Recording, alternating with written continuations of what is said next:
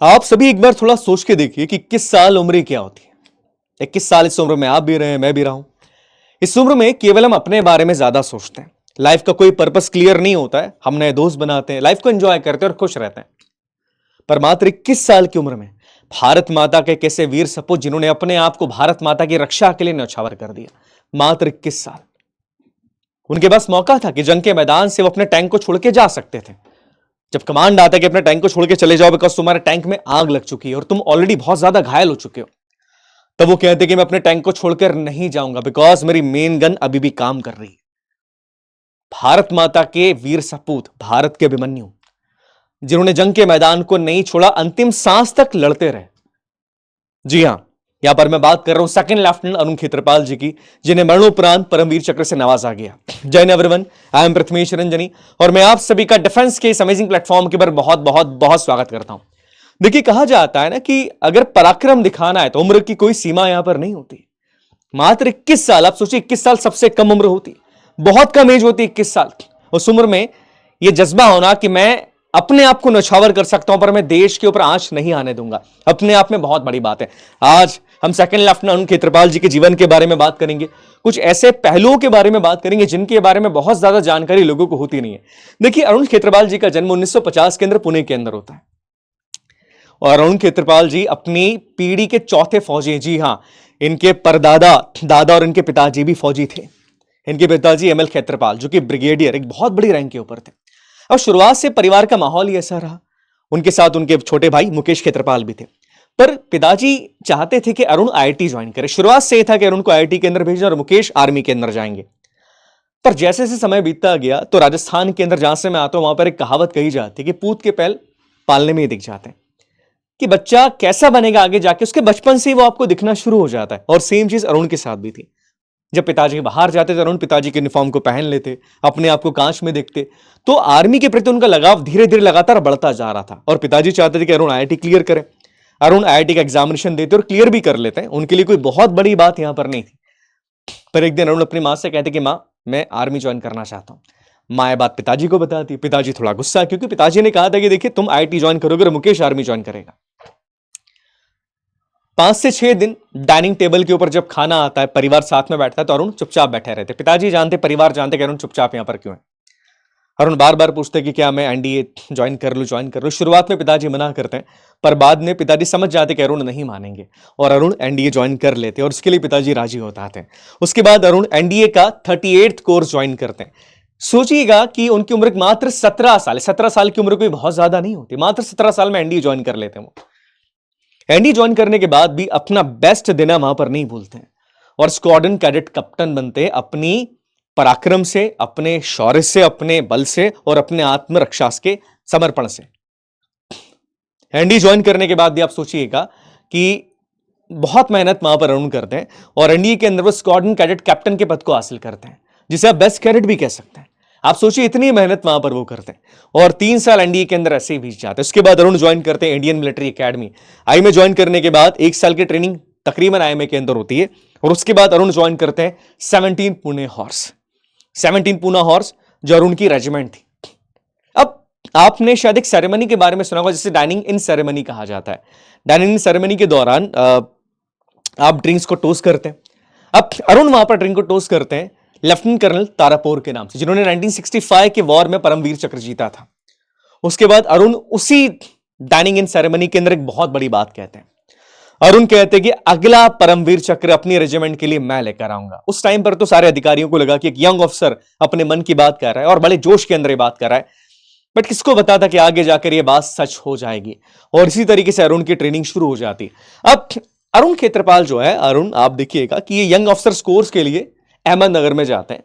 अहमदनगर उस टाइम पर young officers course के लिए वो बड़ा फेमस था। वहां पर अरुण अपनी ट्रेनिंग करते हैं, बट इन बिटवीन ट्रेनिंग से उनको वापस आना पड़ता है। रीजन क्या था? 1971 का वॉर। पता था कि जंग के बादल छिड़ चुके हैं। कोर्स को आधा छोड़कर अरुण वापस आता है। अब जब वापस आते हैं अरुण, तो रास्ते में उनकी ट्रेन दिल्ली में रुकती। दिल्ली में कुछ घंटों का हॉल था। उसके बाद उनकी ट्रेन पठानकोट के लिए थी। इसी समय पर अरुण अपने परिवार से मिलने जाते हैं, अपनी मम्मी से मिलते हैं, अपने भाई से मिलते हैं। अरुण और उनके भाई में केवल 1 साल का अंतर है। अब जब अरुण वापस आ रहे थे तो रेलवे स्टेशन पे उनकी मम्मी कहती कि शेर की तरह लड़ना। और ये बात अरुण के दिलो दिमाग के अंदर बैठ जाती है। 1971 के वॉर की जंग छिड़ चुकी थी और सारी रेजिमेंट्स और यूनिट्स को हाई अलर्ट पे रखा था भारत सरकार ने कि साहब कभी भी जंग पे आपको जाना पड़ सकता है, जिसमें 17 पुणे हॉर्स भी थी। इस यूनिट को लीड कर रहे थे लेफ्टिनेंट जनरल हनु सिंह राठौर। संदेशा आता है कि 17 पुणे हॉर्स को जंग के मैदान में जाना और दुश्मन के इलाके पे कब्जा करना।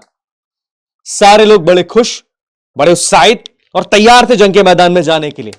अरुण भी बड़े खुश है कि चलिए अब जंग के मैदान में जाके अपने आप को मैं प्रूफ करूंगा, भारत माता की रक्षा करूंगा मैं। पर लेफ्टिनेंट जनरल हनु सिंह राठौर जी अरुण को जंग के मैदान में जाने से मना कर देते। वो पूछते हैं कि अभी केवल 6 महीने हुए तुम्हें आर्मी ज्वाइन किए, 6 महीने के अंदर तुम कैसे जंग के मैदान में जा सकते हो, उसके लिए बहुत तजुर्बा यहां पर लगता है। तब अरुण कहते कि नहीं साहब, मैं जंग के मैदान में जाना चाहता हूं, इस मौके को मैं नहीं खो सकता, भारत माता की रक्षा करना मेरा भी कर्तव्य है। आप मेरा जो टेस्ट लेना चाहे वो ले लें। आपको लगता है कि अगर मैं काबिल नहीं हूं तो अपना टेस्ट ले लीजिए। यहां पर लेफ्टिनेंट जनरल हनु सिंह जी अरुण का टेस्ट लेते और अरुण बड़ी आसानी से, बहुत आसानी से उस टेस्ट को पास कर लेते। सोचिए कितना जज्बा जंग के मैदान के अंदर जाने का। अब अरुण के बारे में, उनके टैंक के बारे में भी हम थोड़ी सी बात करते हैं। उनके टैंक का नाम था फामागुस्ता, एक सेंचुरियन श्रेणी का टैंक है। और जब शुरुआत में टैंक अरुण के पास आता है तो बड़े खुश होते हैं और इस टैंक को अपना घर मान के चलते हैं। रोज सफाई करना, टैंक के हर हिस्से से वो बहुत अच्छे से परिचित हो जाते हैं और इसी टैंक के साथ वो जंग लड़ने वाले। पर हमारे साथ एक प्रॉब्लम है कि हमारे पास जो टैंक है ना, दैट इज सेंचुरियन टैंक, जो बहुत पुराने हैं, ये ना तेज चलते हैं ना एक्यूरेट हैं बहुत ज्यादा। और पाकिस्तान जिन टैंक के साथ लड़ाई लड़ेगा वो M48 tanks, M48 pattern tanks, ये अमेरिका ने उनको दिए। इसमें कंप्यूटर है, इनमें नाइट विजन है, तो इनके साथ लड़ना टेक्निकली लगभग इंपॉसिबल था। पर सोचिए इस तरह के वॉर के अंदर जब टेक्निकली चीज इंपॉसिबल है, फिर भी हम कहते हैं ना कि साहस से बड़ी कोई चीज यहां पर नहीं होती। साहस से के भरोसे इस जंग को जीता जाता है भारतीय सेना के द्वारा।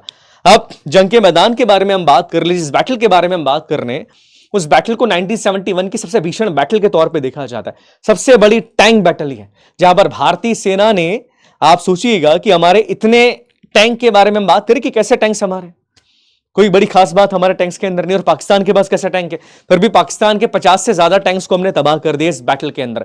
इस बैटल को कहा जाता है बैटल ऑफ बसंतारा। बसंतारा बेसिकली एक नदी है, एक रिवर है, ये दिख रही होगी, दैट इज अ रिवर।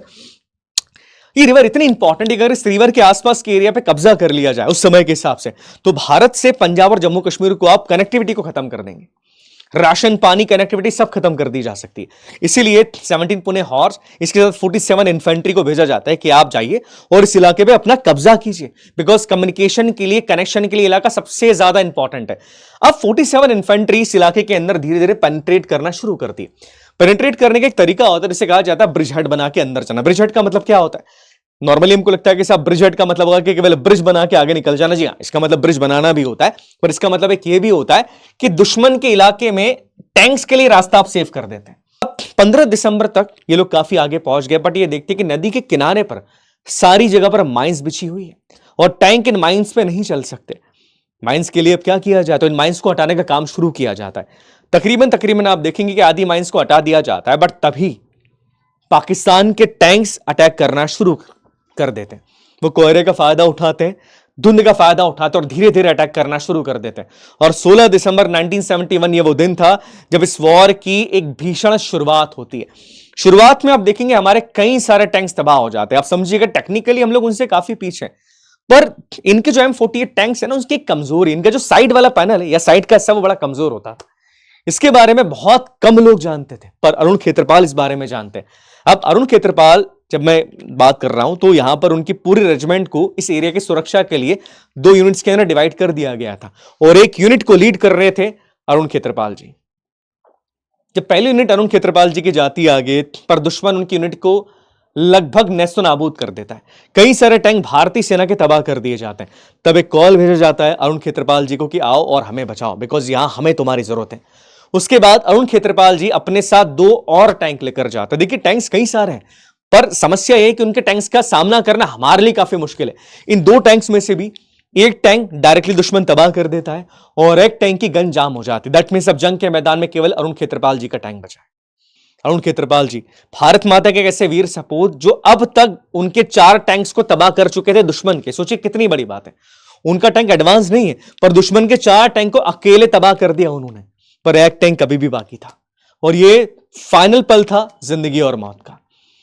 पाकिस्तानियों का टैंक सामने, अरुण खेत्रपाल जी का टैंक यहां पर। इसी समय पर आप देखते हैं कि अरुण खेत्रपाल जी के टैंक में बहुत भीषण आग लग चुकी है। देखिए कई बार टैंक से गोले टकरा रहे हैं, चीजें हो रही हैं, आग लग चुकी है।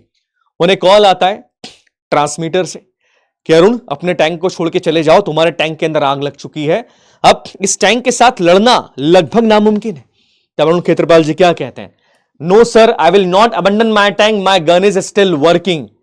मैं अपना टैंक छोड़कर नहीं जाऊंगा क्योंकि मेरी गन अभी भी काम कर रही है। अब वो फाइनल मोमेंट आ गया था। सामने पाकिस्तानी टैंक जो कि काफी एडवांस्ड है और एक हमारा टैंक जो कि इतना एडवांस नहीं है। लगभग सेम समय पर दोनों टैंक्स गोला चलाते हैं और दोनों के गोले हिट भी हो जाते हैं। अरुण खेत्रपाल जी का गोला पाकिस्तानी टैंक के ऊपर हिट होता है और वो टैंक फूट के वहीं नस्तो नाबूद हो जाता है। पर उस टैंक का जो कमांडर था, जो ऑपरेटिव था, वो छोड़ के उस टैंक को भाग जाता है, वो बच निकलता है। पर अरुण खेत्रपाल जी इतने लकी नहीं थे। टैंक का गोला सीधे उनके पेट में लगता है, उनका पेट को चीर देता है और उनकी टांग टैंक की सीट के नीचे आ जाती है। इस कंडीशन के अंदर, जलते टैंक के अंदर, अरुण खेत्रपाल जी भारत माता के वीर सपूत वीर गति को प्राप्त हो जाते हैं।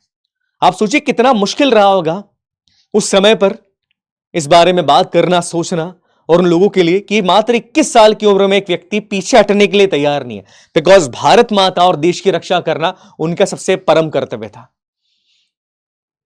तकरीबन 2 दिनों बाद जंग खत्म हो जाती है। अरुण खेत्रपाल जी के घर पे लगा कि चलिए चीजें बड़ी ठीक है, जंग खत्म हो गई, बेटा आएगा। उनकी मां अपने बेटे के कमरे को सजाती है। और उसी समय 19 दिसंबर को उनके घर की बेल बजती है। पिताजी उस टाइम पर शेविंग कर रहे थे। बाहर मां एक चिट्ठी लेने के लिए जाती है। चिट्ठी में लिखा था कि सेकंड लेफ्टिनेंट अरुण खेत्रपाल जी भारत माता की रक्षा करते हुए वीर गति को प्राप्त हो गए। उनकी मां चिल्ला के वहीं बेहोश हो जाती है। सोचिए उस मां पे क्या बीती होगी कि मात्र 21 साल की उम्र में उन्होंने अपने बच्चे को देश के नाम न्यौछावर कर दिया। और भारत माता के ऐसे वीर सपूतों की वजह से ही आज भारत खड़ा हुआ है। और आज हम सभी को इन भारतीय वीर सपूतों के ऊपर गर्व करना चाहिए और सीखना चाहिए कि देखिए इन सपूतों की वजह से आज भारत, मैं, आप और हम जिंदा है और इन्हीं की वजह से भारत की आन बान और शान है। चलिए मैं आपसे नेक्स्ट सेशन के अंदर मिलता हूं ऐसी किसी भारत माता के वीर सपूत की स्टोरी के साथ। तब तक के लिए जय हिंद, जय भारत, भारत माता की जय।